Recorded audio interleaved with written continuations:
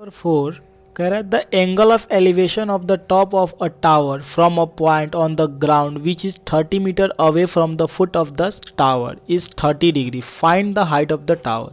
भूमि के एक बिंदु से जो मीनार के पाद बिंदु से 30 मीटर की दूरी पर है, मीनार के शिखर का उन्नयन कोण 30 डिग्री है, तो मीनार की ऊंचाई हमें ज्ञात करना है।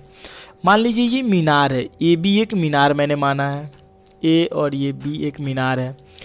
तो ये कह रहा है भूमि के कुछ दूरी पर, यानी कि उसके पाद बिंदु यानी कि मीनार का जो फुट है उससे 30 मीटर की दूरी पर है।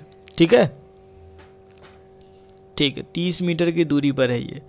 तो जो मीनार का जो शिखर है उसका भूमि के साथ जो उन्नयन कोण बन रहा है वो कितने डिग्री का बन रहा है? वो बन रहा है आपका 30 डिग्री का।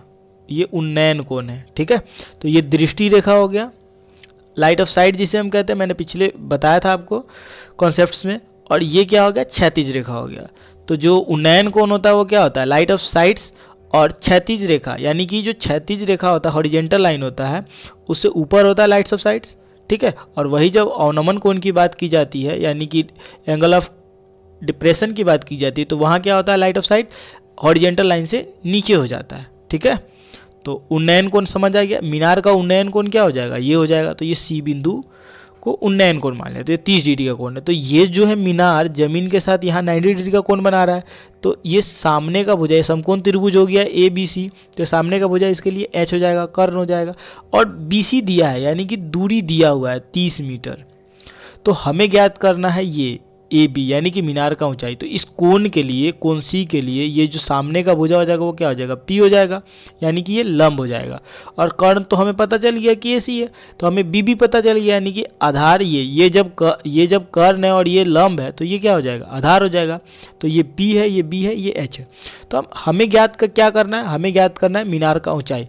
तो मैंने आपको बताया था कि हमें यहाँ बी पता है, तो हम ऐसे ट्रिगोनोमेट्रिक रेशियो यानी कि त्रिकोणमितीय अनुपात को यूज करेंगे जिसमें आपका b और p हो। तो b और p किस में है? तो ये आपका tan थीटा में होता है और cot थीटा में होता है। तो हम इन दोनों में से किसी एक का प्रयोग करके इस मीनार की ऊंचाई को ज्ञात करेंगे। तो यहाँ लिखेंगे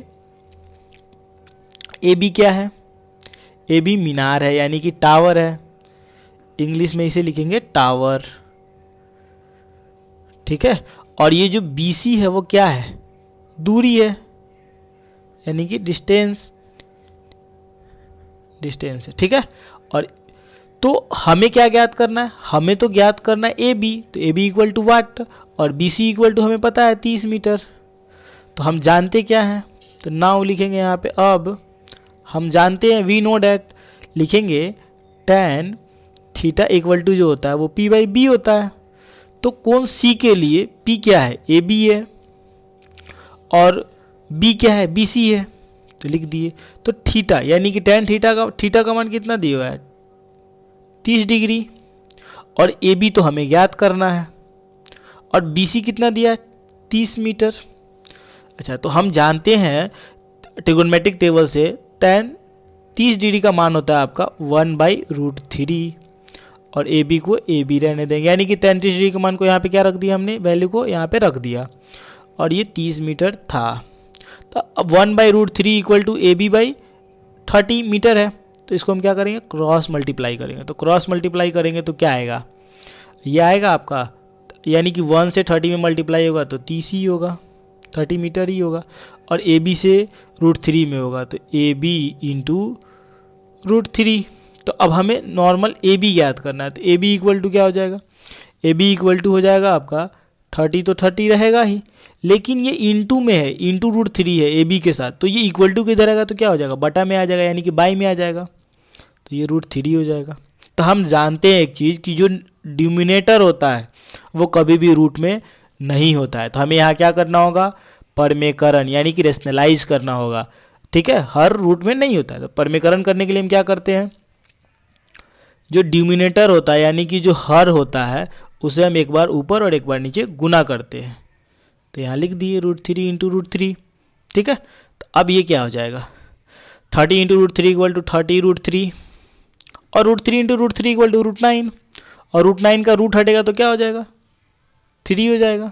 तो ये कितना हो गया आपका? ये हो जाएगा 3। तो ये 3 से 30 कटेगा कितना बार में, 10 बार में, तो 10√3। यानी कि जो मीनार की ऊंचाई हो गई वो कितना हो गई, 10√3। तो यहाँ आप लिख लीजिएगा, अतः मीनार की ऊंचाई बराबर होगा 10√3। और इंग्लिश में लिखिएगा the height of tower is 10√3।